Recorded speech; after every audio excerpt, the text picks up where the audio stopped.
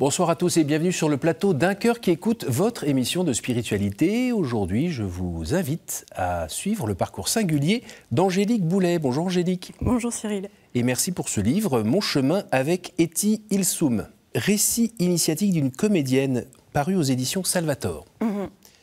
Merci d'être là. Merci. Vous êtes comédienne.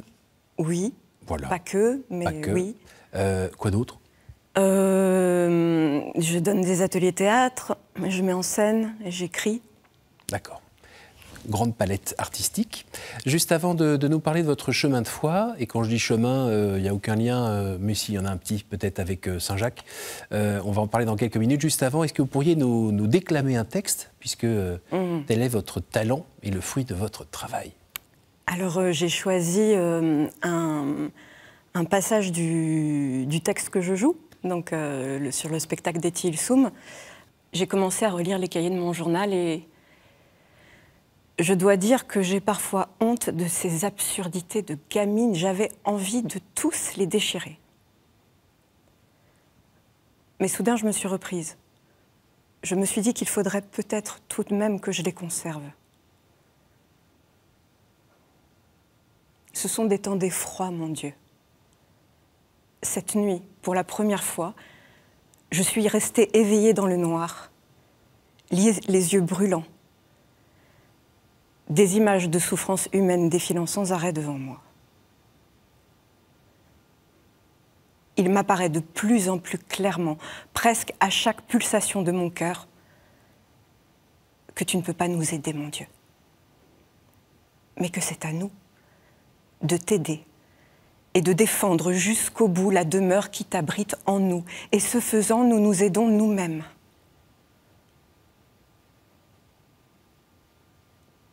Quelque chose est en train de m'arriver. Et j'ignore s'il s'agit d'un simple changement d'humeur ou d'une mutation plus essentielle.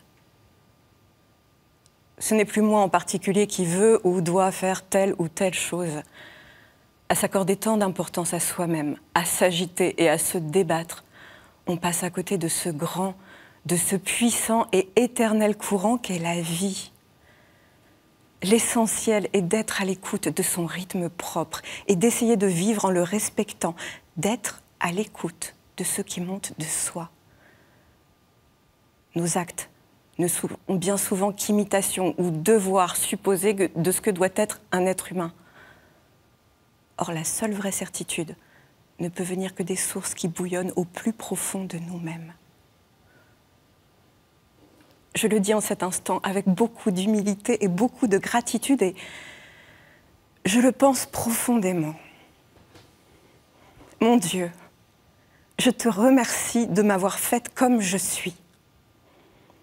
Je te remercie de me donner parfois ce sentiment de dilatation qui n'est rien d'autre que la sensation d'être pleine de toi. Je te promets que toute ma vie ne sera qu'effort pour réaliser cette belle harmonie et cet amour vrai dont je sens en moi la possibilité à mes meilleurs moments. Merci. Merci. On se demande par moments si c'est Etty qui parle ou si c'est vous. Bah, en fait, je ne sais plus. Oui, hein. Alors, vous avez rencontré le Christ? Est-ce qu'on peut dire ça comme ça? Il s'est trouvé sur mon chemin.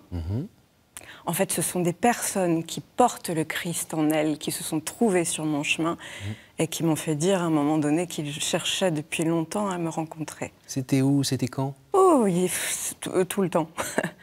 En fait, c'est quand même un long chemin, là, c'est ce que je raconte dans mon livre. C'est plusieurs appels. C'est plusieurs fois aussi où je décide de détourner les yeux, où je suis là, non, non, non. Et puis à un moment donné, je me dis, bon... Le moment le plus fort, c'était quand? Où vous avez senti que c'était quasiment une rencontre interpersonnelle avec le Christ? C'est vraiment... Non, c'est vraiment des personnes qui portent en elles le Christ. Quand est-ce que vous vous êtes dit tout d'un coup, ok, c'est bon, c'est clair maintenant, enfin, faut arrêter de tourner autour du pot. Là, ouais, Seigneur, je crois, là, c'est sûr, t'es là. En fait, je me le suis un peu tout le temps dit, mais j'avais du mal en tout cas à le dire publiquement. Alors, pas le Christ. C'est vrai que le moment où je me suis dit le Christ, c'est un moment que je raconte quand je suis appelée, quand je veux... je raconte tout un cheminement, et puis finalement, on me dit... c'est le moment que tu rentres à la maison. Je pense que c'est le moment de rentrer chez moi, dans ma maison, pour travailler, alors que j'étais au café. Et en fait, à ce moment-là, les cloches sonnent de l'église. Je me dis, tiens, je vais rentrer dans l'église. Et le prêtre parle, mais je ne sais plus exactement ce qu'il dit. En tout cas, il me semble qu'il parle de cohérence, cohérence d'être et d'acte. Et à ce moment-là, j'ai des larmes qui montent, j'ai un flot de sanglots, comme si je me disais, j'ai le droit. J'ai le droit de l'accepter, j'ai le droit de l'accueillir, j'ai le droit de l'aimer, j'ai le droit d'être aimée par lui. Et ça, c'est vrai que c'était énorme, surtout ce que je dis dans mon livre, c'est que la veille, j'avais fait Kippour. Donc, pour la première fois de ma vie. Et vraiment, ça ne m'intéressait pas, quoi, d'être ce que je dis dans mon livre, je disais, bon, Dieu, d'accord, l'univers, oui, mais pas le Christ, quoi. Ça, c'était très dur pour moi d'accepter mentalement. En fait, j'avais tellement construit ma vie loin de cette image, loin de cette figure, que je n'en revenais pas et que j'avais beaucoup de mal à l'accepter. Pourquoi aviez-vous construit votre vie loin de cette image et de cette figure? C'était pour des raisons familiales, culturelles? Oui, alors ce que je dis, moi, ma mère est juive et mon père est catholique. Enfin, mon père est athée, mais il a été baptisé chez les catholiques. Mais de toute façon, les questions de religion, c'était extrêmement tabou chez moi. Et en fait, c'était plutôt... Voilà, je sentais que c'était un terrain explosif, en fait. Donc, on n'en parlait pas. Ouais. Je dis qu'une fois, mon père me propose de me faire baptiser quand j'ai 9 ans, mais... Je sais pas, pour moi, il n'y a pas vraiment de raison, donc je dis non. Puis, en fait, je sais pas vraiment de quoi... Il s'agit? Oui. Alors, il se trouve que j'ai fait quand même 2 ans dans une école privée catholique quand j'étais plus petite. C'est vrai que j'en parle pas dans le livre. Ou des petites choses, des petites clés de lecture ont été semées déjà? En tout cas, c'est vrai qu'il y avait une prof, une maîtresse, Madame Robin, j'en parle pas, donc bon, elle ne doit plus être de ce monde aujourd'hui, mais je me souviens que le matin, elle nous faisait un catéchisme et qu'elle avait dit si un jour on vous dit de ne pas croire, en fait, c'est vraiment garder ça précieusement en vous. Et c'est vrai que petite, je me souviens que je parlais, que j'adressais des prières à Dieu, mais je n'avais pas identifié vraiment. Voilà, donc... Et puis moi, après, peut-être vers l'âge de 12-13 ans, j'apprends que je suis juive, en fait, puisqu'on est juif par la mère. Oui. Et alors là, je suis là, ah, bon. Eh ben. Mais finalement, tout ça, je me dis, ouh là là. Donc, j'ai pas envie de m'en préoccuper plus que ça. Et je crois même que je décide à un moment donné, parce que j'ai une foi petite qui est là, mais au fur et à mesure que je grandis, que je deviens adolescente, je me dis que c'est bien plus confortable de ne pas croire en Dieu. Bah oui. Et puis je vais faire une fac de philo. Alors il se trouve que le thème cette année-là, c'est Dieu et la métaphysique. Et en même temps, je suis ravie. Mais je fais que 6 mois en philo parce que pour moi, c'est trop complexe. Et on me reproche déjà dans mes devoirs d'être trop émotive. Donc finalement, après, je vais faire une école de théâtre, ce qui me va bien mieux. Voilà. Et ces questions de foi mises sur le côté, elles ne vous empêchaient pas de sentir dans votre vie ordinaire, on va dire, des grands vides, des grandes béances d'amour, de compréhension, d'incomplétude? Mais en fait, c'est-à-dire qu'à partir du moment où je décide que je ne crois pas en Dieu, il se trouve qu'en fait, je ne veux faire que le chercher. Ça, c'est maintenant, je le dis avec le recul, mais je me dis, ça ne m'intéresse vraiment pas. Un petit paradoxe humain, très léger. Hein. Voilà. Mais du coup, fac de philo, donc on parle de Dieu. Je suis là, c'est en plein mon sujet. Puis quand je commence l'école de théâtre, finalement, les textes qui me parlent vraiment, voilà, sont les textes de Claudel. Je dis, ah, mais je ne veux jamais m'avouer, en fait, que c'est ça qui m'intéresse au plus profond. Quand je vais voir un spectacle donc, sur Alexandra Davinil, je me dis, mais en fait, c'est ça, donc je vais faire un voyage en Inde pour être sur ses pas. Tous les spectacles que je vais voir ne parlent que de ça, donc... Le chemin de Saint-Jacques, à un moment aussi. Et le chemin de Saint-Jacques aussi. Oui, en fait, c'est vrai que... Mais même quand j'ai raconté, quand j'ai déroulé le récit, je me suis dit, mais c'est dingue, en fait, à quel point tu cherchais toujours au même endroit. Enfin non, je ne pensais pas que je cherchais au même endroit. Mais en tout cas, le fait est qu'à un moment donné, j'étais obligée de me dire, mais est-ce que tu te rends compte qu'en fait, à chaque fois, tu reviens au Christ ? C'est incontournable. Est-ce que vous pouvez nous dire la différence entre être sans le Christ et être avec ou plus proche du Christ ? Aujourd'hui, j'ai une plus grande paix. C'est-à-dire qu'avant, même si je pense qu'il a toujours été là et que je l'ai toujours cherché ou qu'il m'a toujours cherché, le fait que je l'ai repoussé si longtemps, ça crée plus de chaos. C'est vrai qu'en tout cas, depuis mon baptême, donc c'est juste depuis 1 an et demi, je sens qu'il y a comme une encre, il y a quelque chose de plus solide. Parce que j'ai envie de vous demander, qu'est-ce que vous appelez chaos, qu'est-ce que vous appelez paix ? Est-ce que c'est la paix dans une maison tranquille avec une petite couverture sur les joues en train de boire la tisane et pas le téléphone qui sonne et il n'y a pas de préoccupation ? Ou est-ce qu'on est encore à un autre niveau ? Et le chaos, c'est quoi ? C'est le bazar, parce que vous ne savez pas où vous allez, vous ne savez plus qui vous êtes, vous ne savez plus ce que vous voulez. Alors c'est peut-être en ça que ça rejoint Etty, c'est peut-être un sentiment, alors même si Etty n'a pas dit qu'elle rejoignait le Christ, parce que je... Bon, voilà, ne la faisons pas parler. Mais bon, en tout cas, c'est plus un état interne d'insatisfaction... Je ne vais pas dire de dépression, mais de profond chagrin intérieur, en fait, qu'on cherche à combler de 1001 façons. Et dont on ne connaît pas forcément la nature ou l'origine. Il y a un truc qui sonne pas bien, qui n'est pas à sa place, il y a une sorte de béance, un trou à l'intérieur, qu'on n'arrive pas à combler. Oui, et puis si, en fait, je veux dire, après, je fais des thérapies, je travaille beaucoup sur moi pour comprendre. J'essaye de plus en plus de faire des choses que j'aime et qui ont du sens pour moi. Donc ça, finalement, aussi un fil qui me tient tout du long. Mais c'est vrai qu'à partir du moment où j'accepte... alors pour moi, ça résonne publiquement, en fait. C'est-à-dire que cette vie intérieure a toujours été là, mais je ne voulais pas en parler. Et j'avoue que l'accouchement du livre, l'accouchement d'en parler aussi, est à chaque fois comme une mise au monde, mais je sens que ça fait partie de mon chemin, quoi. Notamment dans votre quête d'unité. Oui, et puis finalement, c'est-à-dire que plus j'accepte de dire oui à ce chemin, plus les choses s'ouvrent tranquillement. Alors que j'ai eu l'impression de beaucoup lutter jusqu'à maintenant. Alors non, tout n'est absolument pas résolu. Je suis toujours en chemin, je suis toujours en chemin de conversion. Mais c'est comme si les choses étaient moins douloureuses, en fait. Vous êtes toujours secoué par votre sensibilité qui, par moment, vous fait vibrer un peu trop fort ? Oui, mais ça fait mal ? Oui. Et puis, mais c'est moins insensé ? Insensé dans le sens où ça n'a pas de sens ? Oui.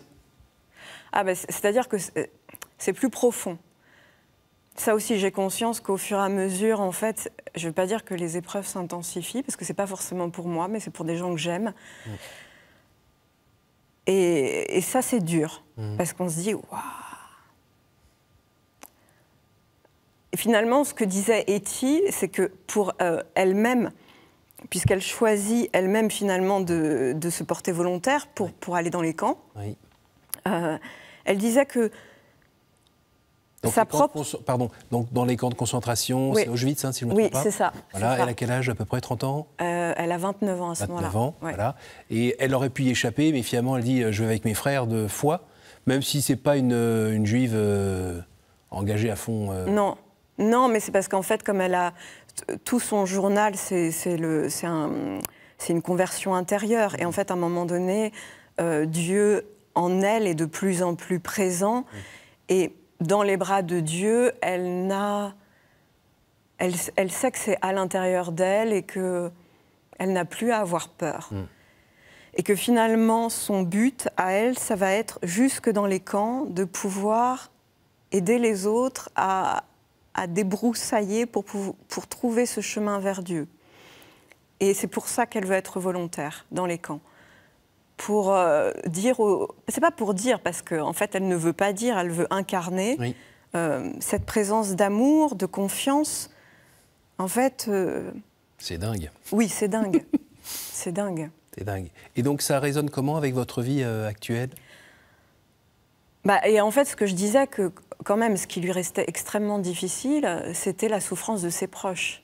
Et par exemple, au moment où elle part, donc dans le convoi, elle va poster une carte pour dire qu'elle est elle va jeter une carte du train qui va être retrouvée par un paysan ensuite. Donc elle est dans le wagon. Une de ses dernières phrases, c'est j'ouvre la Bible au hasard et je trouve ceci, le Seigneur est ma chambre haute. Donc elle, on sent qu'elle est dans quelque chose qui est serein finalement, même si on n'a pas ses derniers écrits quand elle va à Auschwitz, mais elle n'est pas dans le même wagon que ses parents et son frère, parce que la souffrance de ses proches, c'est ce qui lui est le plus douloureux. Et ça, elle le dit, c'est-à-dire qu'elle peut être présente pour les autres, mais ses plus proches... Oui. C'est extrêmement difficile. Et donc là, c'est vrai que les gens qu'on aime, qu'on côtoie, ou même de loin, et qu'on sait touchés par une épreuve... Oui. C'est dur. Oui. Et est-ce que la présence du Christ, qui était déjà à vos côtés avant, mais qui est, on va dire, plus présent aujourd'hui, vous permet éventuellement de décharger un peu plus sur lui, de vivre ça avec lui en compagnonnage, parce que lui, forcément, il sait de quoi vous parlez, parce que bon, il était sur la croix à un moment, hein. Et quand il était sur la croix, il n'était pas en train de se dire ça va, peinard les gars, dans quelques heures, je suis plus là. Hein. Ouais. Voilà. Donc, est-ce que justement le fait d'avoir à côté de soi le Christ qui a connu tout ça, et est-ce que c'est pas, je vais pas dire plus facile à porter, mais un peu plus léger le fardeau, parce qu'on est deux? En tout cas, je me dis que... Bon, après, je ne sais pas, moi, quand je serai... voilà, pour les autres, oui. En tout cas, quand ce sont les autres qui sont confrontés à des épreuves et qu'on se sent dans une impuissance. Oui. Et c'est encore la leçon qui m'a été donnée dernièrement, c'est en fait, à un moment donné, voilà, c'est vrai que tu ne peux pas sauver personne, en fait, et à un moment donné, ton humilité, ton travail d'humilité, oui. Ça consiste aussi à te dire, mais la seule chose que tu puisses faire, c'est de prier, oui. En fait, oui. Et de prier pour eux. Le Seigneur sait exactement où chaque personne en est. Oui. Et toi, ta meilleure façon d'accompagner, c'est de te mettre en prière. Voilà, d'être présent, d'écouter, même si à l'intérieur, on a toutes les aiguilles qui s'affolent dans tous les coins parce que c'est insupportable. C'est ça. Puis on se dit, qu'est-ce que je pourrais faire ? Voilà, donc c'est plutôt de revenir à ce calme intérieur. Donc c'est en ça que je dis que c'est un constant chemin qui amène à creuser, quoi. Vous nous invitez à justement, pour ceux d'entre nous, parmi les téléspectateurs qui connaissent peut-être un peu moins le Seigneur ou autre, pourquoi vous nous invitez à rentrer dans ce chemin qui a l'air compliqué quand même, hein. C'est pas juste « oui Seigneur, je crois » apparemment, c'est un peu plus compliqué, il y a un travail à faire sur soi. Enfin, comment vous pourriez rendre cela séduisant? Non, en fait, je crois que c'est un chemin d'acceptation. C'est vrai que peut-être se dire « écoute, en fait, laisse-toi aimer ». Laisse-toi conduire, accepte. Pour moi, en tout cas, c'est ce qui est le plus difficile. Mais finalement, quand on consent, c'est plus tranquille. Alors qu'on croyait y perdre sa liberté, par exemple? Ah oui, oui. Et en fait, non. Elle se trouve autrement. Elle se trouve autrement. Et puis peut-être que la liberté qu'on pensait liberté, elle n'en était pas vraiment une. Mais finalement, c'est ce que je dis. Enfin, c'est comme le retour du fils prodigue. Et je crois que je lisais une interprétation de Françoise Dolto qui disait finalement le frère qui lui n'est pas parti et qui en veut à son frère. Peut-être que quelque part il n'a pas été au bout de son chemin et que c'est peut-être pour ça qu'il en veut à son frère. Et que finalement il y avait ce chemin à parcourir, c'est-à-dire que moi, j'ai eu besoin d'éprouver ma liberté aussi loin que possible, en tout cas l'apparente liberté que je pensais pouvoir avoir, jusqu'à ce qu'à un moment, je me dise « ça fait mal ». Oui, c'est ça. Et vous iriez jusqu'à le dire justement à des personnes qui justement se disent « ouais, non mais attends… tout ton machin, moi ça m'étouffe, j'ai besoin d'air. Et puis alors, les règles de l'église, mais des machins. Je comprends. Laissez-moi vivre, laissez-moi vivre. Je comprends. Et vous êtes partagé aussi en vous disant bon, bah, de toute manière, il faut bien que tu vives ton truc, mais peut-être que tu n'es pas obligé d'aller te brûler non plus trop loin. T'éloignes quand même pas trop, parce que c'est pas là où ça se passe, en fait, c'est ici. Moi, en fait, ce que j'ai envie de dire, c'est vis ton chemin. Moi, mes amis non-croyants, bon, alors il y en a qui se sont détournés de moi et qui se disent « Oh là là, Angélique, elle a vrillé, elle est folle. » Pauvre.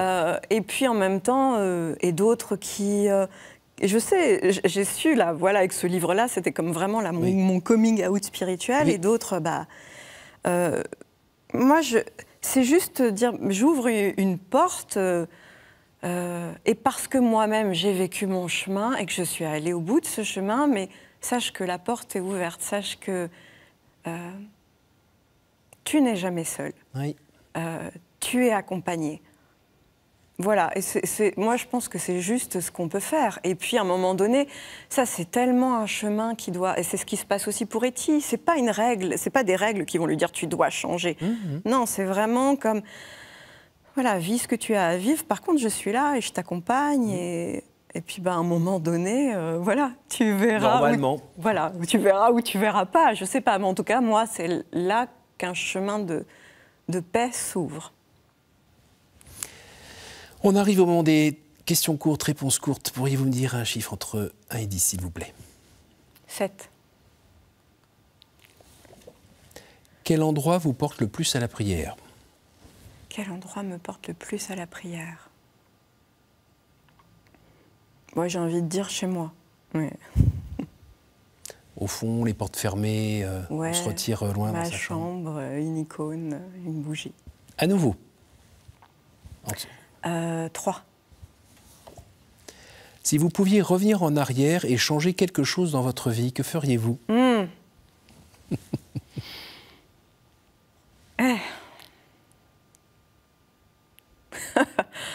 En même temps, si j'avais pas vécu tout ce chemin, j'en serais pas là. Mais peut-être si on avait 2 vies en parallèle, j'essaierais de dire oui plus tôt. Une dernière? 1. Que diriez-vous à quelqu'un qui a des difficultés à pardonner? Je lui dirais…